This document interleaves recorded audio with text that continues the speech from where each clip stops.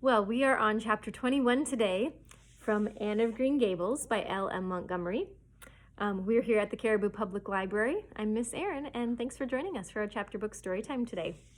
So chapter 21 is titled A New Departure in Flavorings.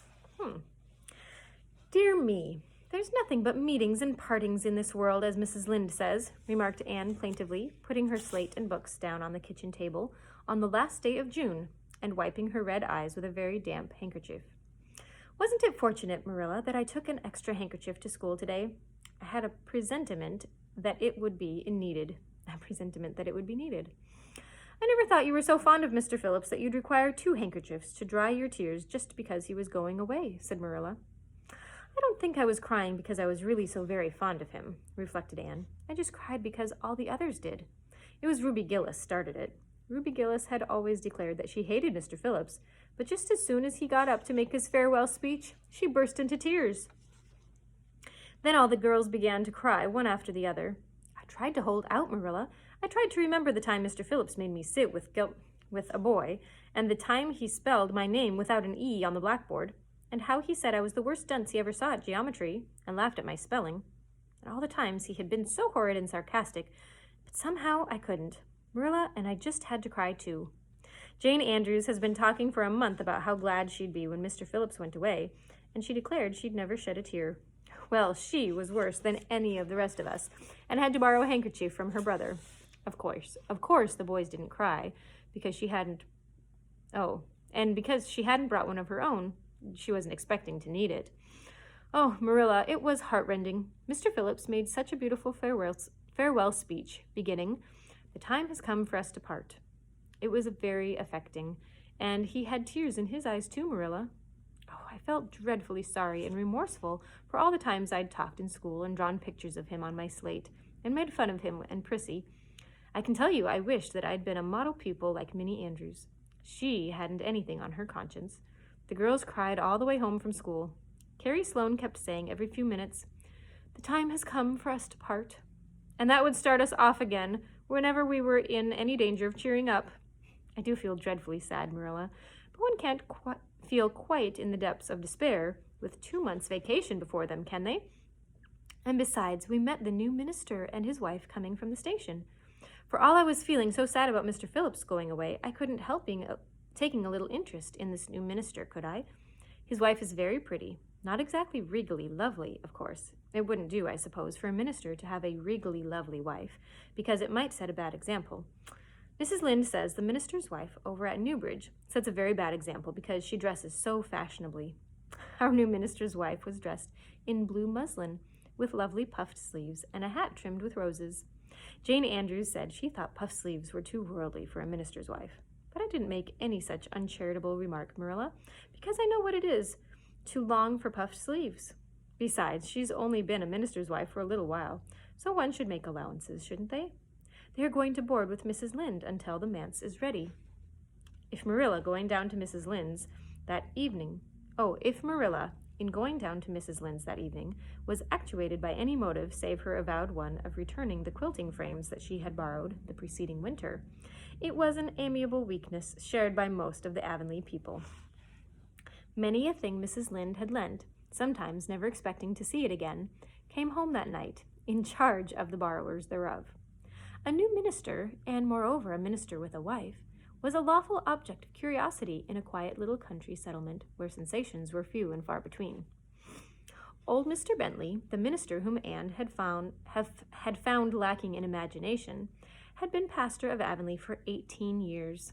He was a widower when he came, and a widower he remained, despite the fact that gossip regularly married him to this, that, or the other thing, every year of his sojourn.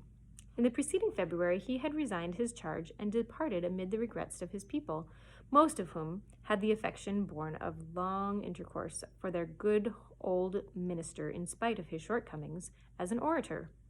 Since then, the Avonlea church had enjoyed a variety of religion dissipation in listening to the many and various candidates and supplies who came Sunday after Sunday to preach on trial. These stood or fell by the judgment of their fathers and mothers in Israel, but a certain small, red-haired girl who sat meekly in the corner of the old Cuthbert pew also had her opinions about them, and discussed the same in full with Matthew, Marilla, always declining from discussed the same in full with Matthew, Marilla always declining from principle to criticize ministers in any shape or form. I don't think Mr. Smith would have done, Matthew, was Anne's final summing up.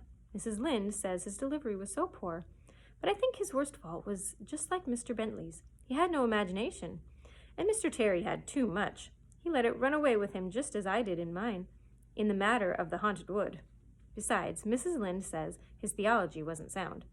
Mr. Gresham was a very good man and a very religious man, but he told too many funny stories and made the people laugh in church. He was undignified, and you must have some dignity about a minister, mustn't you, Matthew? I thought Mr. Marshall was decidedly attractive, but Mrs. Lynde says he isn't married or even engaged because she made special inquiries about him. And she says it would never have to do a young she says it would never do to have a young unmarried minister in Avonlea because he might marry in the congregation, and that would make trouble. Mrs. Lynde is a very far-seeing woman, isn't she, Matthew? I'm very glad they've called Mr. Allen. I liked him because his sermon was interesting, and he prayed as if he meant it, and not just as if he did it because he was in the habit of it.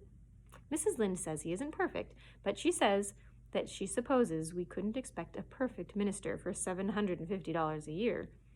And anyhow, his theology is sound because she questioned him thoroughly on all the points of doctrine. She knows his wife's people, and they are most respectable, and the women are all good housekeepers. Mrs. Lynde says that sound doctrine in a man and good housekeeping in the woman make it for an ideal combination for a minister's family. The new minister and his wife were a young, pleasant-faced couple, still in their honeymoon, and full of all good work and beautiful enthusiasms for their chosen life work. Avonlea opened its hearts to them from the start. Old and young like the frank, cheerful young man and his high ideals, and the bright, gentle little lady who assumed the mistressship of the manse. With Mrs. Allen, Anne fell promptly and wholeheartedly in love. She had discovered another kindred spirit. Mrs. Allen is perfectly lovely, she announced one Sunday afternoon. She's taken our class, and she's a splendid teacher. She said right away she didn't think that it was fair for the teacher to ask all the questions. And you know, Marilla, that is exactly what I've always thought. She said we could ask her any questions we liked, and I asked ever so many. I'm good at asking questions, Marilla. I believe you, was Marilla's emphatic comment. Nobody else asked any except Ruby Gillis, and she asked if there was to be a Sunday school picnic this summer. I didn't think that was a very proper question to ask, because it hadn't any connection with the lesson. The lesson was about Daniel in the lion's den. But Mrs. Allen just smiled and said she thought that there would be. Mrs. Allen has a lovely smile. She has such exquisite dimples in her cheeks. I wish I had dimples in my cheeks, Marilla. I'm not half so skinny as I was when I came here, but I have no dimples yet. If I had, perhaps I could influence people for good. Mrs. Allen said we ought to always try to influence other people for good. She talked so nice about everything. I never knew before that religion was such a cheerful thing. I always thought it was kind of melancholy, but Mrs. Allen's isn't, and I'd like to be a Christian if I could be one like her. I wouldn't want to be one like Mr. Superintendent Bell. It's very naughty of you to speak so about Mr. Bell, said Marilla severely. Mr. Bell is a real good man. Oh, of course he's good, agreed Anne, but he doesn't seem to get any comfort out of it. If I could be good, I'd dance and sing all day because I was glad of it. I suppose Mrs. Allen is too old to dance and sing, and of course it wouldn't be dignified in a minister's wife. But I can just feel she's glad she's a Christian, and that she'd be one even if she could get to heaven without it. I suppose we must have Mr. and Mrs. Allen up to tea some day soon, said Marilla reflectively. They've been most everywhere but here. Let me see. Next Wednesday would be a good time to have them. But don't say a word to Matthew about it, for if he knew they were coming, he'd find some excuse to be away that day. He'd got so used to Mr. Bentley, he didn't mind him, but he's going to find it hard to get acquainted with a new minister, and a new minister's wife will frighten him to death. I will be as secret as the dead, assured Anne. But oh, Marilla, will you let me make a cake for the occasion? I'd love to do something for Mrs. Allen, and you know I can make a pretty good cake by this time. You can make a layer cake, promised Marilla. Monday and Tuesday, great preparations went on at Green Gables.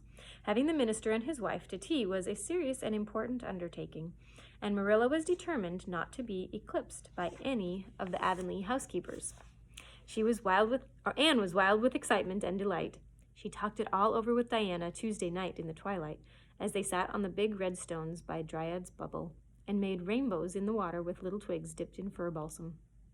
"Everything is ready, Diana, except my cake, which I'm to make in the morning, and the baking powder biscuits, which Marilla will make just before tea time. I assure you, Diana, that Marilla and I have had a busy 2 days of it. Such a responsibility having a minister's family to tea. I never went through such an experience before. You should just see our pantry. It's a sight to behold. We're going to have jellied chicken and cold tongue. We're going to have 2 kinds of jelly, red and yellow, and whipped cream, and lemon pie and cherry pie, and 3 kinds of cookies and fruit cake. Marilla's famous yellow plum preserves that she keeps especially for ministers, and pound cake and layer cake, and biscuits, as aforesaid, and new bread and old broth in case the minister is dyspeptic and can't eat new.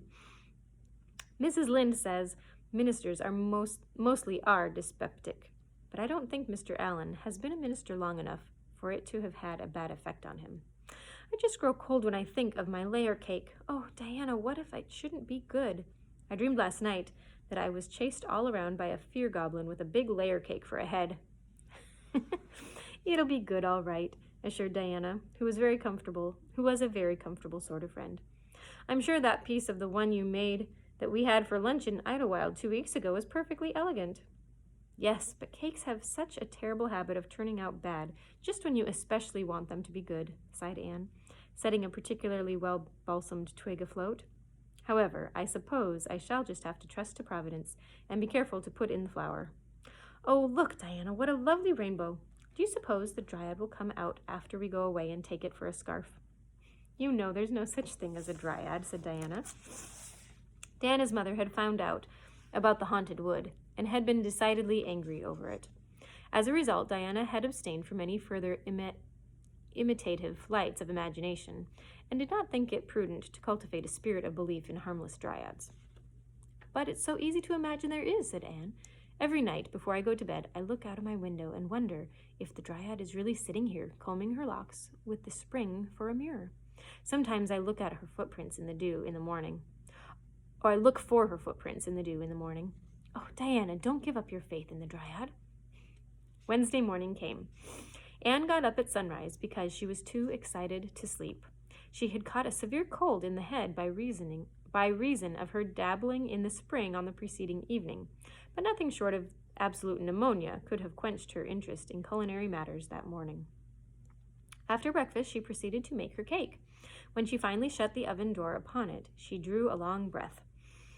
"I'm sure I haven't forgotten anything this time, Marilla, but do you think it will rise? Just suppose perhaps the baking powder isn't good. I used it out of the new can, and Mrs. Lynde says that you can never be sure of getting good baking powder nowadays when everything is so adulterated. Mrs. Lynde says the government ought to take the matter up, but she says we'll never see the day when a Tory government will do it. Marilla, what if the cake doesn't rise?" "We'll have plenty without it," was Marilla's unimpassioned way of looking at the subject. The cake did rise, however, and came out of the oven as light and feathery as golden foam. Anne, flushed with delight, clapped it together with layers of ruby jelly and, in imagination, saw Mrs. Allen eating it and possibly asking for another piece. "You'll be using the best tea set, of course, Marilla," she said. "Can I fix up the table with ferns and wild roses?" "I think that's all nonsense," sniffed Marilla. "In my opinion, it's the edibles that matter, not the flumery decorations." "Mrs. Barry had her table decorated," said Anne, who was not entirely guiltless of the wisdom of the serpent. "And the minister paid her an elegant compliment. He said it was a feast for the eye as well as the palate." "Well, do as you like," said Marilla, who was quite determined not to be surpassed by Mrs. Barry or anyone else. "Only mind you leave enough room for the dishes and the food." Anne laid herself out to decorate in a manner and under a fashion that should leave Mrs. Barry's nowhere. Having abundance of roses and ferns and a very artistic taste of her own, she made that tea table such a thing of beauty that when the minister and his wife sat down to it, they exclaimed in chorus over its loveliness. "It's Anne's doings," said Marilla grimly, and Anne felt that Mrs. Allen's approving smile was almost too much for this world. Matthew was there, having been inveigled to the party, only goodness and Anne knew how. He had been in such a state of shyness and nervousness that Marilla had given him up in despair, but Anne took him in hand so successfully that now he sat at the table in his best clothes and white collar and talked to the minister not uninterestingly. He never said a word to Mrs. Allan, but that perhaps was not to be expected. All went merry as a marriage bell until Anne's layer cake was passed. Mrs. Allan, having already been helped to a bewildering variety, declined it. But Marilla, seeing the disappointment on Anne's face, said smilingly, "Oh, you must take a piece of this, Mrs. Allan. Anne made it on purpose for you." "Oh, in that case, I must sample it," laughed Mrs. Allan, helping herself to a plump triangle, as did also the minister and Marilla. Mrs. Allan took a mouthful of hers, and a most peculiar expression crossed her face. Not a word did she say, however, but steadily ate away at it. Marilla saw the expression and hastened to taste the cake. "Anne Shirley," she exclaimed, "what on earth did you put in that cake?" "Nothing but what the recipe said, Marilla," cried Anne with a look of anguish. "Oh, isn't it all right?" "All right? It's simply horrible. Mrs. Allan, don't try to eat it. Anne, taste it yourself. What flavoring did you use?" "Vanilla," said Anne, her face scarlet with mortification after tasting the cake. "Only vanilla? Oh, Marilla, it must have been the baking powder. I had my suspicions of that baking powder fiddlesticks. Go and bring me the bottle of vanilla that you used." Anne fled to the pantry and returned with a small bottle partially filled with a brown liquid and labeled yellowly, "Best Vanilla." Marilla took it, uncorked it, and smelled it. "Mercy on us, Anne. You flavored that cake with anodyne liniment. I broke the liniment bottle last week and poured what was left into an old empty vanilla bottle. I suppose it was partly my fault. I should have warned you. But for pity's sake, why couldn't you have smelled it?" Anne dissolved into tears under this double disgrace. "I couldn't. I had such a cold." And with this, she fairly fled to the gable chamber, where she cast herself on the bed and wept as one who refuses to be comforted. Presently, a light step sounded on the stairs, and somebody entered the room. "Oh, Marilla," sobbed Anne without looking up, "I'm disgraced forever. I shall never be able to live this down.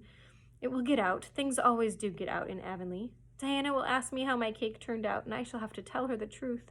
I shall always be pointed out as the girl who flavored a cake with anodyne liniment. The boys in school will never get over laughing at it. Oh, Marilla, you must, if you have a spark of Christian pity, don't tell me that I must go down and wash the dishes after this. Excuse me. I'll wash them when the minister and his wife are gone, but I cannot ever look Mrs. Allan in the face again. Perhaps she'll think that I tried to poison her. Mrs. Lynde says she knows an orphan girl who tried to poison her benefactor. But the liniment isn't poisonous. It's meant to be taken internally, although not in cakes. Won't you tell Mrs. Allan so, Marilla?" "Suppose you jump up and tell her so yourself," said a merry voice. Anne flew up to find Mrs. Allan standing by her bed, surveying her with laughing eyes. "My dear little girl, you mustn't cry like this," she said, genuinely disturbed by Anne's tragic face. "Why, it's all just a funny mistake that anybody might make." "Oh, no, it takes me too much such a mistake." Let me start that over. "Oh, no, it takes me to make such a mistake," said Anne forlornly. "And I wanted to have that cake so nice for you, Mrs. Allan." "Yes, I know, dear, and I assure you I appreciate your kindness and thoughtfulness just as much as if it had turned out all right. Now, you mustn't cry any more, but come down with me and show me your little flower garden. Miss Cuthbert tells me you have a little plot all your own. I want to see it, for I'm very much interested in flowers."